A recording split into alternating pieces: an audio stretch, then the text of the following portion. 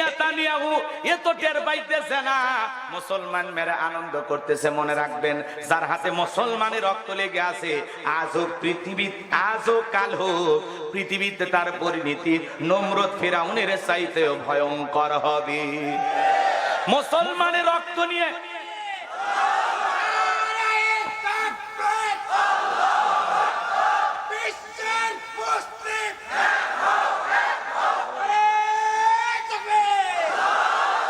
আমার ভাইয়েরা মনে রাখবেন, মুসলমানের রক্ত দিয়ে হাত রাঙিয়েছে যারা, আবু জেহেল নমরুদ ফিরাউনের মতো একদিন বিদায় হবে তারা।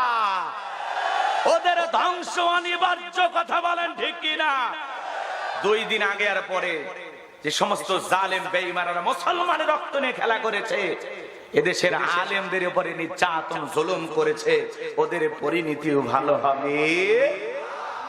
বলে মুসলমান হয় যারা, মিথ্যা কথা বলতে পারে না তারা। ওয়াকুলু কওলান সাদীদা, মুসলমানেরা হবে সত্যবাদী, মুসলমানেরা কখনো মিথ্যাবাদী হতে পারে। মুসলমান সব সময় সত্য কথা বলবে। কিন্তু আমরা সমাজে দেখি মিথ্যাবাদী আছে না নাই? মিথ্যা কথা বলতে বলতে চেহারাটা বেঁকা হয়ে গেছে, একবার কবরে ঢুকে গেছে, এরপর মিথ্যা বলা ছাড়ে না। শয়তান পর্যন্ত বলে আমিও এত খারাপ না। হাইরে মিথ্যাবাদী! আপনাদের অবশ্য কুড়িগ্রামের জেলায় নাই, এলাকার মানুষ সব সত্যবাদী, আল্লাহর ওলি। কষ্ট হচ্ছে আপনাদের? মিথ্যা কথা বলা যাবে? কথা বলে না কেন? বিরক্ত হইতেছেন? সামনের দিকে যাই বাজান গো আমার, যে কথা আমি বলতে চাচ্ছিলাম গভীর মনোযোগ দিয়ে শোনেন।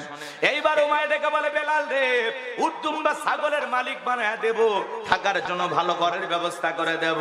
এরপরে আব্দুল্লাহর বেটা মুহাম্মদ সাল্লাল্লাহু আলাইহি সাল্লামের কালেমা ছেড়ে দাও, আবারও বাপদাদার ধর্মে ফিরে আসো। হযরতে বেলাল ডেকে বলে, উমাইয়া, দুনিয়ার পার্থিব সম্পদের বিনিময়ে বেলাল তার ঈমান বিক্রি করবে না। এইবার উমাইয়া ডেকে বলে, আমার কথা না শুনলে বড় নেতা আবু জেহেলকে খবর দেব। হযরত বেলাল ডেকে বলে, কোন বড় নেতা ছোট নেতা এখন কাউকে গোনার টাইম নাই। আমি দুনিয়ার কোন আবু জেহেলকে ভয় করি না, আমি ভয় করি আমার আল্লাহকে। আল্লাহ সারা দুনিয়ার কোন মানুষকে ভয় করা জায়েজ আছে? এত ভয় করেন কেন মানুষ? গভীর মনোযোগ দিয়ে শুনবেন বাজান গো আমার। এইবার উমাইয়া দৌড়ে চলে গেল আবু জেহেলের বাড়িতে, যায় বলে, নেতা সর্বনাশ হয়ে গেছে, আমার বাড়ির কৃতদাস বেলাল কালেমা পড়ে মুসলমান হয়েছে। তাই নাকি? বলে হ্যাঁ। ঠিক আছে, যাও, আমি আসতেছি।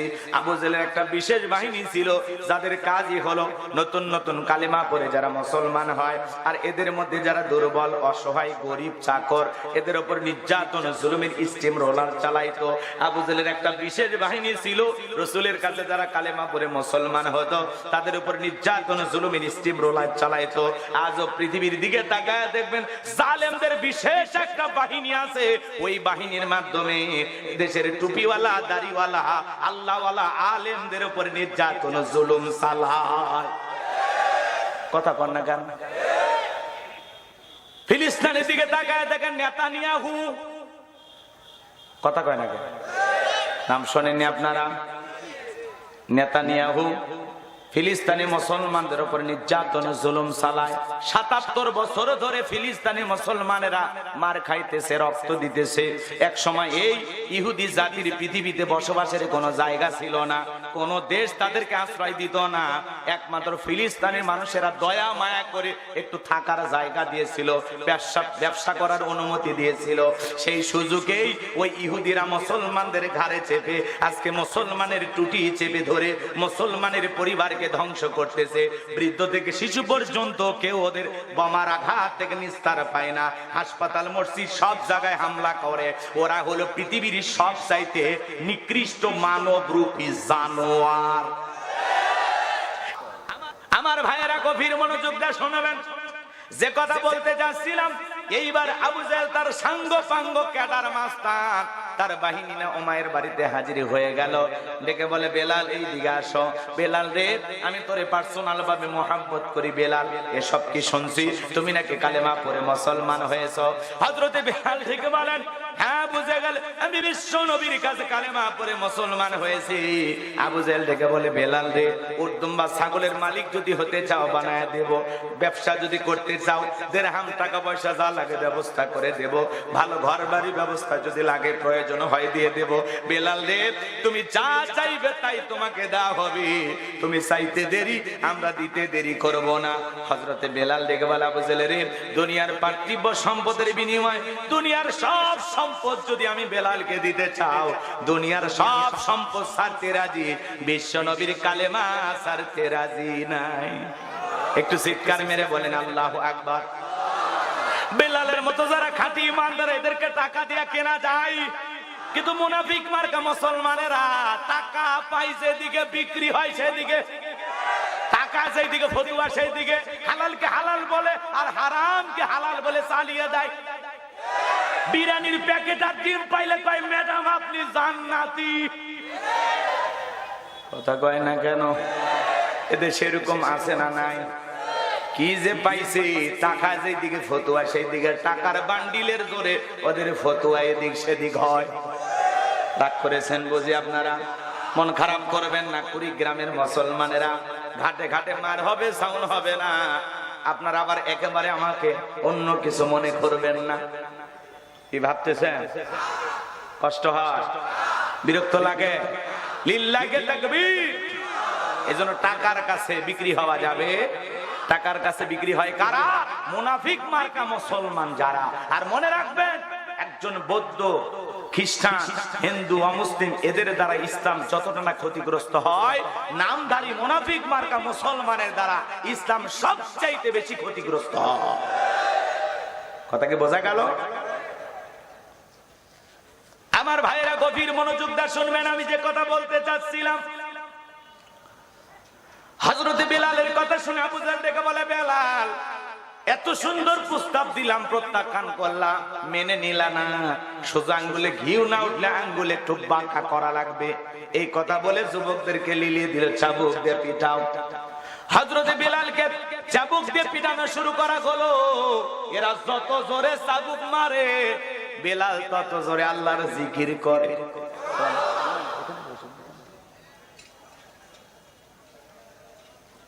বোঝেন কথা? বোঝেন? এখানে বসেন, খালি রাখেন। ঠেলা ঠেলি করতে করতে দিন শেষ হয়ে যাবে। কষ্ট হচ্ছে আপনাদের? মানুষের ইশারা বোঝা লাগে। আমি তো বারবার ইশারা দিলাম, এই দশটা থেমে গেল। আপনাদের বুঝতে একটা পরিবেশ লাগবে, তো খালি রাখা যাবে না। মঞ্চে চেয়ার থাকলে লোক থাকা লাগবে, চেয়ার নাই কাউকে লাগবে না, আমি একাই চেয়ার থাকলে লোক থাকলে একটা পরিবেশ আছে না? মানুষ মনে করবে লোকজনই নাই, বোঝে না, নতুন নতুন। হ্যাঁ ঠিক আছে, বসে। ওই যে দেখেন মুরব্বী, মুরব্বী, ওটা বসা করি না, পরিবেশ নষ্ট করেন। 12টা পার হয়েছে, একটু অপেক্ষা করেন, শুরু করুন, পরে মজা পাবেন ইনশাআল্লাহ। লিল্লাহি তাকবীর।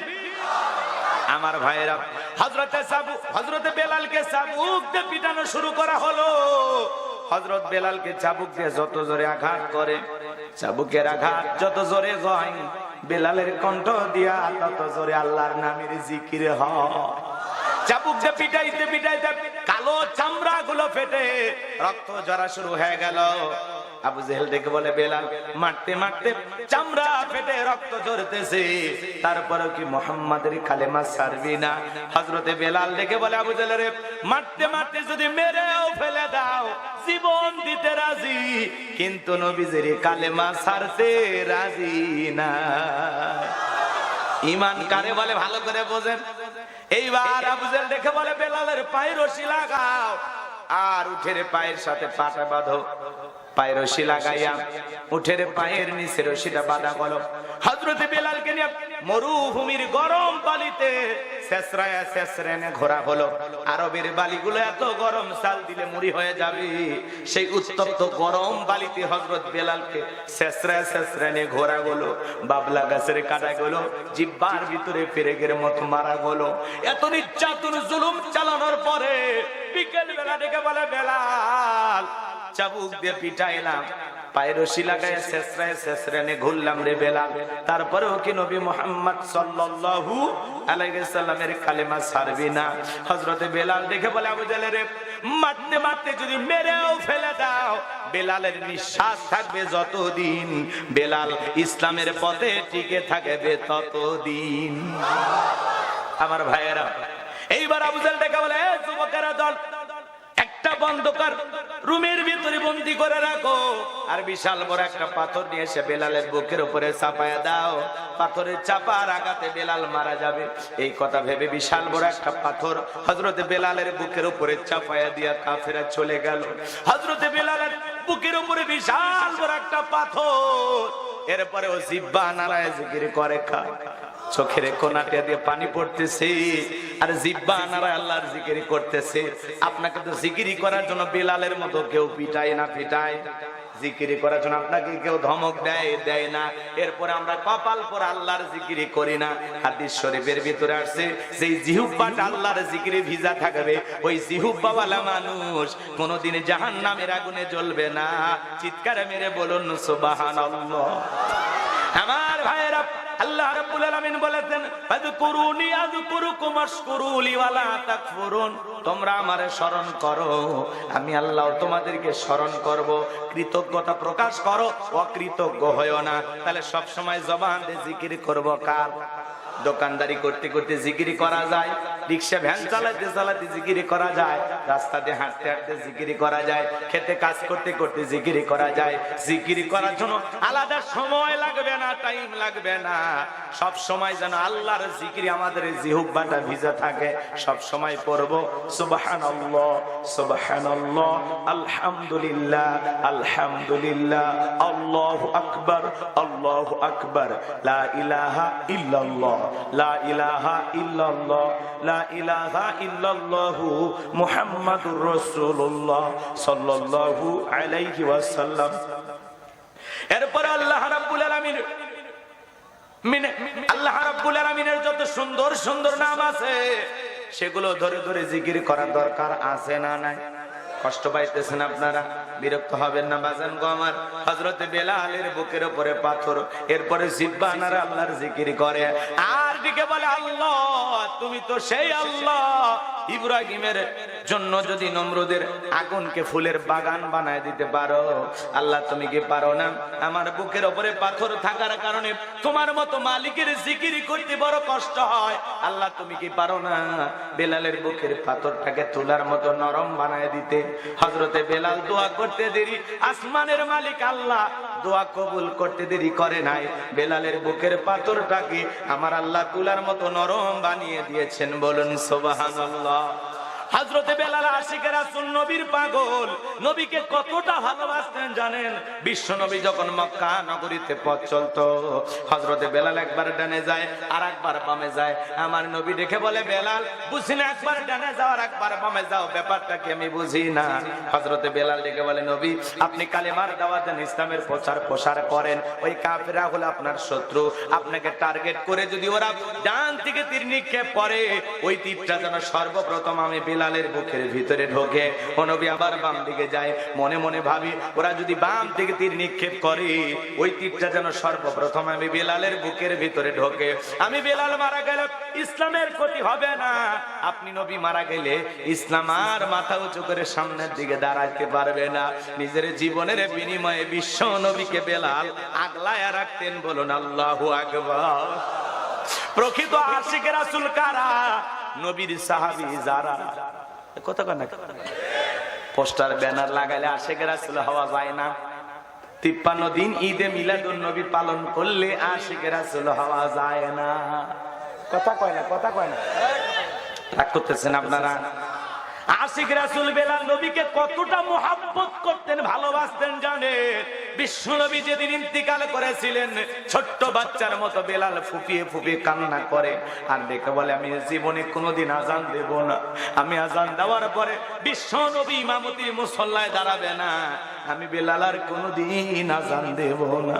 সাহাবীরা দেখে বলে, বেলাল এভাবে কান্না করো না, এভাবে ভেঙে পড়ো না, ও বেলাল একটু অপেক্ষা করো। বেলাল কারো কথা শুনে না, বেলাল কান্না করতেই থাকলেন, কান্না করতেই থাকলেন। বেলালের চোখের পানি যেন কোনো বাধা মানে না। নবীজি সোমবারের দিন ইন্তিকাল করলেন, তাম তামাম পৃথিবীর উম্মত কি কাঁদিয়ে বুধবারের দিনে বিশ্বনবীর দাফন সম্পন্ন করা হলো। হযরত বেলাল বলে, আমি মদিনায় থাকলে পাগল হয়ে যাব। মদিনার অলিতে গলিতে রাসূলের সাথে আমার হাজারো স্মৃতি, আমি সহ্য করতে পারবো না। হযরত বেলাল মনের দুঃখ কষ্ট নিয়ে অভিমানে মদিনা ছেড়ে চলে গেলেন দামেস্কে। দামেস্কে যাওয়ার পরে হযরত বেলাল 1-2 মাস নয় 6টা মাস অতিবাহিত হয়ে যায়, বেলাল আর মদিনায় আসে না। বিশ্বনবী ঘুমের ঘরে বেলালকে স্বপ্নে ডেকে বলে, বেলাল, পৃথিবীর দূর দূরান্ত থেকে কত মানুষ আইসা আমি নবীর কবর জিয়ারত করে যায়, আমি রাসূলের রওজা মোবারকের পাশে দাঁড়িয়ে আমি নবীকে সালাম দিয়ে যাই। এ বেলাল, আয় মদিনায় একবার আইসা আমি নবীর কবরে একবার সালাম দিয়ে যা। হযরতে বেলাল বিশ্ব নবীকে ঘুমের ঘরে স্বপ্নে দেখার পর আর দেরি করতে পারলেন না। পরের দিন হযরত বেলাল মদিনায় চলে আসলেন। মদিনায় আসার পরে সাহাবায়ে কেরাম সবাই ডেকে বলে, বেলাল একবার আজান দাও। হযরত বেলাল বলে, আমি আর আজান দেব না। আমি আজান দেওয়ার পরে বিশ্বনবী ইমামতির মুসল্লায় দাঁড়াবে না, আমি বেলাল আর কোনোদিন আজান দেব না। ছোট ছোট বাচ্চারা পর্যন্ত বলে, মা মদিনাতে বেলাল আসছে, একটু বেলালকে দেখে আসি। নবীর নাতি হাসান আর হুসাইন দুইটা ভাই বেলালের দুইটা হাত ধরেছে। হযরত হুসাইন হাতটা ধরে বলে, নানু ভাই, নানাও চলে গেছে, তুমি আমাদেরকে ছেড়ে চলে গেছো। ও নানু ভাই, কতদিন হয়ে গেল তোমার কণ্ঠে আজান শুনতে পাই না। ও নানু ভাই, দাও না একবার আজান দাও, আমরা একটু তোমার কণ্ঠে আজান শুনতে চাই। হযরত হুসাইন যখন হাতটা ধরে ডাক দেয়, ও নানু ভাই, নানু ভাই, হযরতে বেলাল তাকায়া দেখেন হুসাইনের চেহারার উপরে মনে হয় বিশ্বনবীর চেহারা মোবারক ভেসে উঠেছে।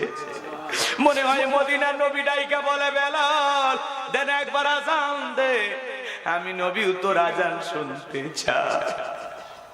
হযরতে হুসাইন যখন হাতটা ধরে নানু ভাই, নানু ভাই বলে ডাক দেয়, হযরতে বেলাল আর ফেলাইতে পারলেন না। হুসাইনের অনুরোধে 6 মাস পরে এসে আবার মদিনায় আজান দিলেন। বলুন আল্লাহু আকবার। এরপরে আরো লম্বা ঘটনা আছে, ওইদিকে যাওয়ার সুযোগ হবে না।